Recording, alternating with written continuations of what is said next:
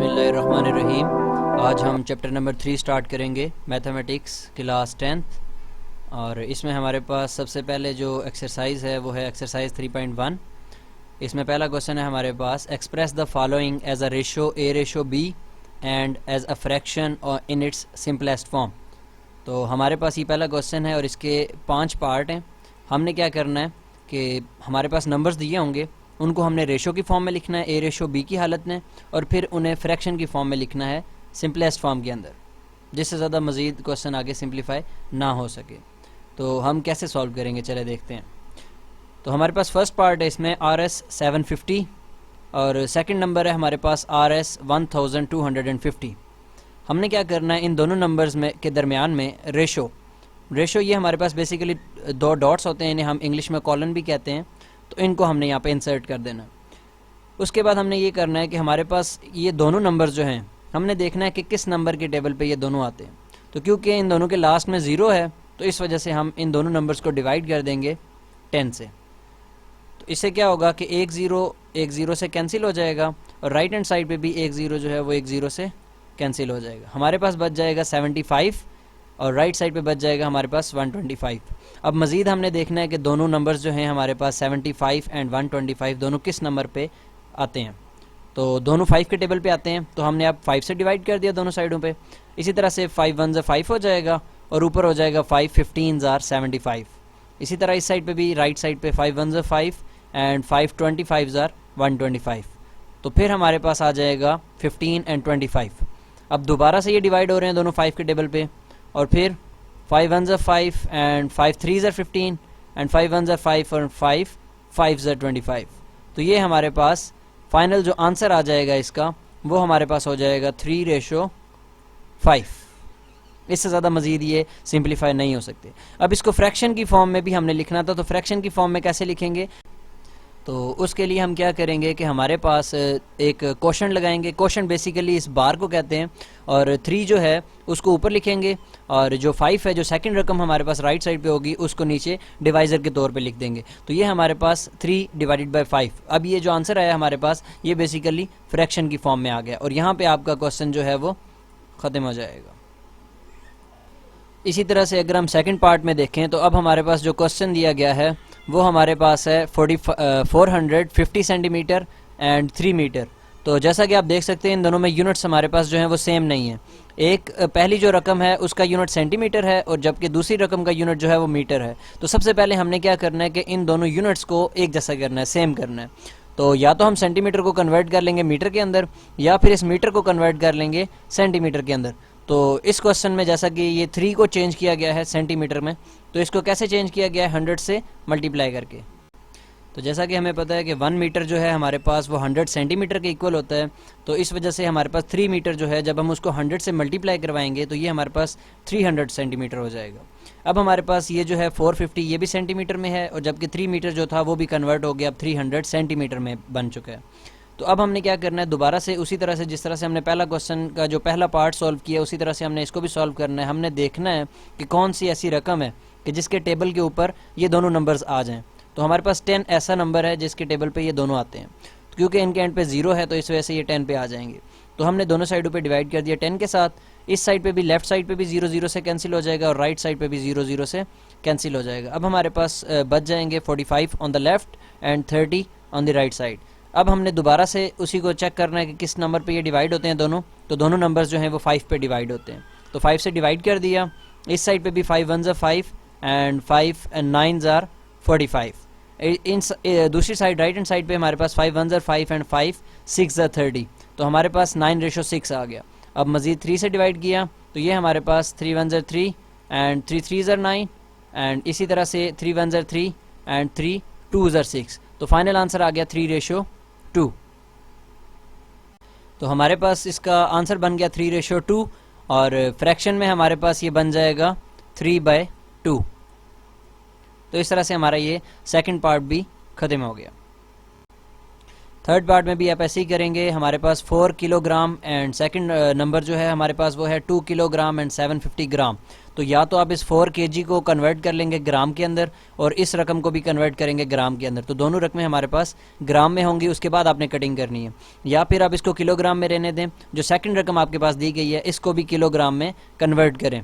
तो इस क्वेश्चन में जैसा कि आप देख सकते हैं हमारे पास दोनों रकमों को ग्राम के अंदर कन्वर्ट किया गया है। तो दोनों को ग्राम में कैसे कन्वर्ट किया गया, हमारे पास 1 किलोग्राम जो है वो इक्वल होता है 1000 ग्राम के, तो हमने 4 को जब मल्टीप्लाई किया 1000 के साथ तो ये हमारे पास 4000 ग्राम हो गए। इसी तरह से सेकंड नंबर जो हमारे पास है 2 किलोग्राम, उसको भी 1000 से मल्टीप्लाई किया, वो भी ग्राम में कन्वर्ट हो गया। 750 तो पहले से ही ग्राम में है, तो इसको हम ऐड कर लेंगे। इन दोनों रकमों को कन्वर्ट करने के बाद हम आपस में क्या करेंगे, ऐड कर लेंगे। तो ऐड करके हमारे पास 2000 ये वाली रकम हो जाएगी और प्लस 750, तो कुल मिला के ये हमारे पास टोटल कितनी बन जाएगी 2750।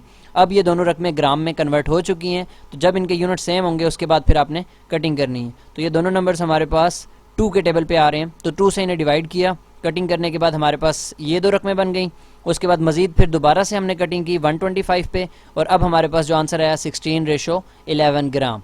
इसके बाद अब हम इसको फ्रैक्शन में कैसे लिखेंगे, 16/11।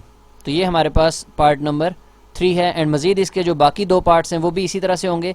आपने सबसे पहले उनका यूनिट सेम करना है, और यूनिट सेम करने के बाद फिर आपने देखना है कि वो दोनों नंबर्स किस टेबल पे आते हैं, और उस नंबर के साथ उनको डिवाइड करके कटिंग करनी है, और उसको रेशो में भी लिखना है और फ्रैक्शन में भी लिखना है।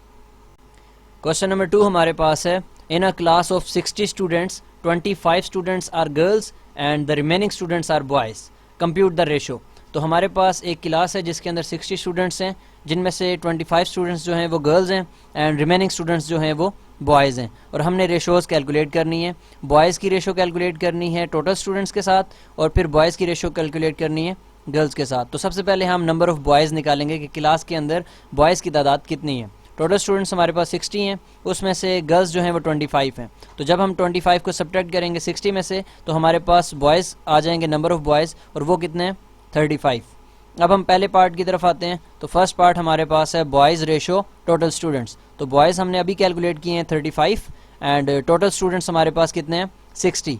तो 35:60। ये दोनों नंबर्स किस टेबल पे आते हैं, 5 के टेबल पे। तो 5 पे इन दोनों को डिवाइड करेंगे, और हमारे पास जो आंसर आएगा वो आ जाएगा 7:12। इसी तरह से फिर इसका second part boys and girls की आप रेशो कैलकुलेट कर लेंगे, और दोनों 5 के टेबल पे डिवाइड होने के बाद आपके पास जो है आंसर आ जाएगा 7:5। क्वेश्चन नंबर 3 आपके पास है, if 3 × 4x - 5y is equal to 2x - 7y, find the ratio of x/y। ये हमारे पास क्वेश्चन है। हमारे पास वो कह रहा है कि अगर ये वाली रकम जो है वो इसके इक्वल है तो फाइंड करें कि x/y किसके इक्वल होगा।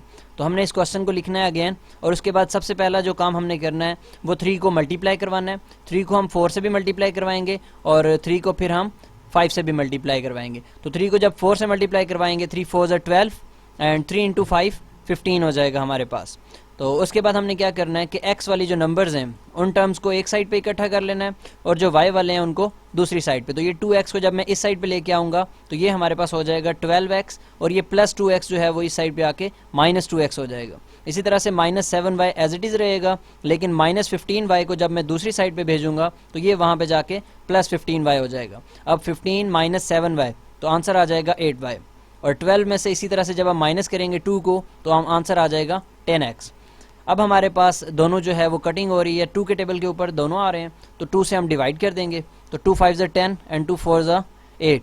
अब ये जो y है हमारे पास 4 के साथ मल्टीप्लाई हो रहा है, और इस साइड पे आके ये डिवाइड हो जाएगा, और 5 यहाँ पे मल्टीप्लाई हो रहा है और वो दूसरी साइड पे आके हमारे पास डिवाइड हो जाएगा। तो फाइनल आंसर हमारे पास जो बनेगा x ओवर y = 4 और 5, तो उसको हम रेशो में किस तरह से लिख सकते हैं कि x/y = 4/5। यहाँ पे फ्रैक्शन में लिखा हुआ है, और हमारे पास इसको हम रेशो में कन्वर्ट कर लेंगे। ये आपके पास क्वेश्चन नंबर 4 है। इसी तरह से क्वेश्चन नंबर 3 है, सॉरी क्वेश्चन नंबर 4 भी आपके पास ऐसी है कि आपने p की वैल्यू फाइंड करनी है। आपके पास एक रेशो गिवन है, और कहा गया है कि ये जो रेशो है ये इक्वल है 3/4 के। तो आपने फर्स्ट ऑफ ऑल इसको जो रकम है आपके पास 2p + 5 रेशो 3p + 4, इसको लिखना है फ्रैक्शन की फॉर्म में, फिर इज इक्वल टू लगाना है, और 3/4 3/4 लिख दें या 3/4 लिख दें, डजेंट मैटर। आप अगर फ्रैक्शन में लिख के करते हैं तो फिर आप क्रॉस मल्टीप्लाई करके सॉल्व करेंगे, और अगर आप रेशो की शक्ल में लिख रहे हैं तो फिर आप जो फार्मूला है आपके पास product of mean is equal to product of extreme, उस फार्मूले को इस्तेमाल करेंगे और आप डायरेक्ट यहाँ पे पहुँच जाएंगे। तो जब आप 4 को इस साइड पे मल्टीप्लाई करवाएंगे और 3p + 4 को राइट साइड पे, तो आपके पास कुछ इस तरह से इक्वेशन बन जाएगी। आप उसी तरह से 4 क्योंकि ब्रैकेट के बाहर है तो 4 को ब्रैकेट के अंदर तमाम जितनी भी रकमें हैं सबसे मल्टीप्लाई करवाएंगे। तो 4 को जब 2 से मल्टीप्लाई करेंगे 4 × 2 8, एंड 4 को जब 5 से मल्टीप्लाई कराएंगे तो 4 × 5 20, एंड 3 3 9 एंड 3 4 12। दोबारा से हम जो p वाले हैं उनको एक साइड पे इकट्ठा करेंगे और जो कॉन्स्टेंट्स हैं उनको दूसरी साइड पे। तो 20 यहीं पे रहेगा, प्लस 12 जो इस साइड पे आके वो क्या हो जाएगा, माइनस हो जाएगा। 9p क्योंकि ये बड़ी रकम है तो इसको इसी साइड पे रखेंगे, 8p छोटी है तो इसको दूसरी साइड पे भेजेंगे, ये उधर जाके माइनस हो जाएगा। 9p में से 8p माइनस करेंगे तो p बच जाएगा, 20 में से 12 माइनस करेंगे तो 8 बच जाएगा, और हमारे पास जो p की वैल्यू आएगी फाइनल आंसर वो आ जाएगा p = 8। ये हमारे पास क्वेश्चन नंबर 4 है। क्वेश्चन नंबर 5 भी सेम उसी पैटर्न पे है।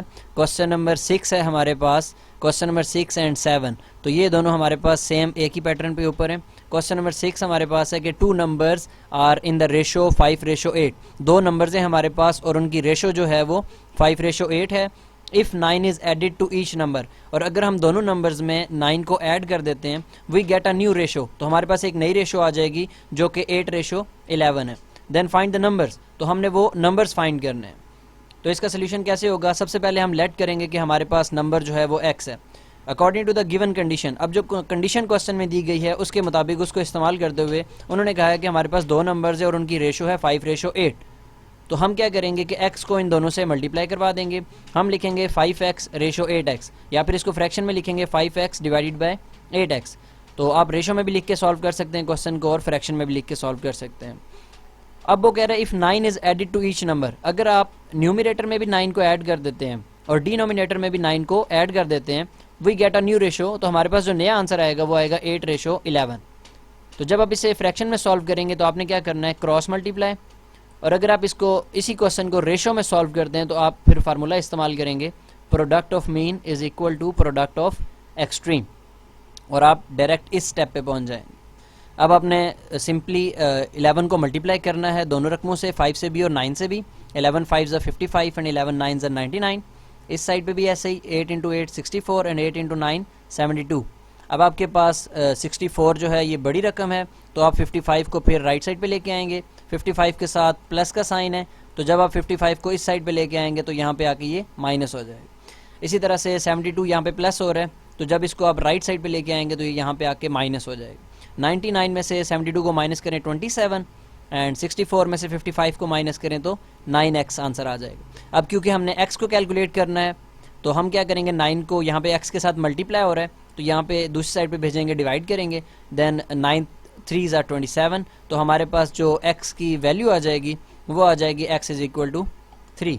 और अब हमने जो नंबर्स जिनकी रेशो हमारे पास जो 2 नंबर्स थे वो गिवन थे 5:8 में, तो हमने क्या करना है, जो 5x और 8x जो नंबर्स हमने बनाए थे इनको मल्टीप्लाई करा देंगे x के साथ।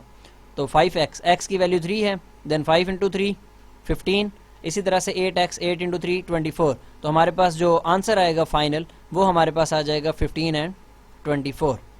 एंड इसी तरह से क्वेश्चन नंबर फिर 7 भी सॉल्व हो जाएगा। क्वेश्चन नंबर 8 हमारे पास है, find the cost of 8 kg of mangoes if 5 kg of mangoes cost 250। तो हमने प्राइस कैलकुलेट करनी है, कॉस्ट कैलकुलेट करनी है कि 8 kg ऑफ मैंगोज़ की कॉस्ट क्या होगी अगर 5 kg मैंगोज़ की कॉस्ट जो है वो 250 है। तो हमारे पास सबसे पहले हम क्या करेंगे, लेट करेंगे कि कॉस्ट जो है वो 8 kg मैंगोज़ की वो x है, तो x जो है वो हमने कैलकुलेट करना है। तो हम जब इस क्वेश्चन को रेशो की फॉर्म में लिखेंगे तो हम इस तरह से लिखेंगे, एक साइड पे हमारे पास वेट आ जाएगा 8 kg / 5 kg, दूसरी साइड पे हमारे पास प्राइजेज़ आ जाएंगी। 8 kg की प्राइस हमने फाइंड करनी है तो उसकी जगह पे x आ जाएगा, और 5 kg की प्राइस हमारे पास गिवन है क्वेश्चन में वो है 250। अब हमने क्या करना है इसको कि हमारे पास जो फार्मूला है वो है product of extreme is equal to product of mean. तो जो हमारे पास 5 kg एंड x है ये हमारे पास मीन है, और जो हमारे पास 8 kg है और 250 है ये हमारे पास एक्सट्रीम वैल्यूज़ हैं।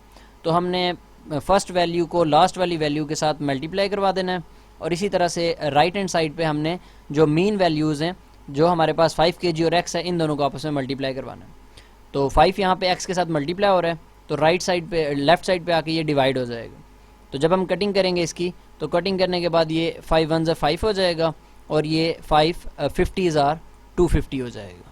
तो 50 को जब हम 8 से मल्टीप्लाई कराएंगे तो हमारे पास जो फाइनल आंसर बनेगा x का वो बनेगा 400।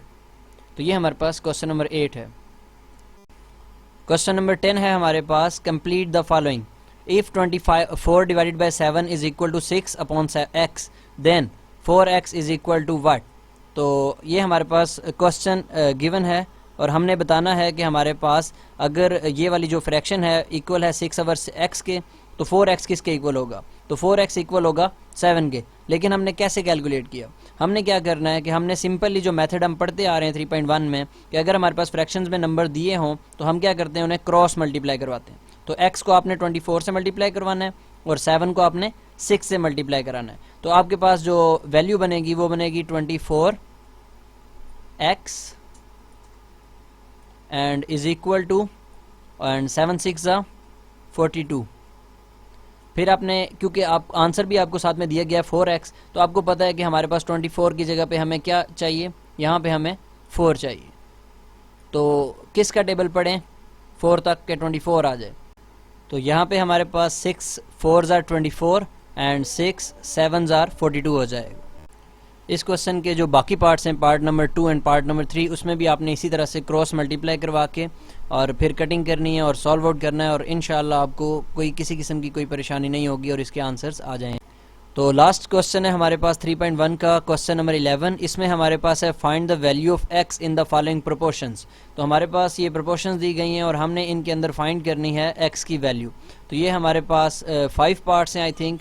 तो कैसे सॉल्व करना है इसको, तो इसके 5 पार्ट्स हैं आई थिंक। तो इसको देखें कैसे सॉल्व करना है। ये हमारे पास फर्स्ट पार्ट है 3x - 2 रेशो 4 एंड फिर उसके बाद हमारे पास है 2x + 3 रेशो 7। तो इसको हम कैसे सॉल्व करेंगे, तो हमारे पास मैंने आपको बताया कि जैसा जब हमारे पास क्वेश्चन रेशो की फॉर्म में गिवन हो तो हम फार्मूला लगाते हैं product of extreme is equal to product of means. तो हमारे पास ये जो फर्स्ट रकम होती है और ये जो लास्ट रकम है ये हमारे पास एक्सट्रीम वैल्यूज़ हैं, हमने इन दोनों को मल्टीप्लाई करवा देना है। और इसी तरह से हमारे पास ये जो सेंटर्स वैल्यू ये जो मीन वैल्यूज़ हैं इन दोनों को आपस में ऑपरेट करवाना है, मल्टीप्लाई करवाना है। तो 4 को मल्टीप्लाई करवा देंगे 2x + 3 के साथ। तो 7 × 3 21 एंड 7 2s are 14। इसी तरह से 4 को भी हम ब्रैकेट के अंदर तमाम जितनी भी रकमें हैं सबसे मल्टीप्लाई करवाएंगे। 4 × 2 8 हो जाएगा एंड 4 × 3 12 हो जाएगा हमारे पास। तो उसके बाद 21x ये हमारे पास बड़ी रकम है जबकि 8x छोटी रकम है। तो 8x को जब दूसरी साइड पे भेजेंगे तो ये जाके वहाँ पे माइनस हो जाएगा। 21 में से 8x को माइनस करेंगे तो 13x आ जाएगा। इसी तरह से 14 को जब हम इस साइड पे भेजेंगे राइट साइड पे तो आके प्लस हो जाएगी।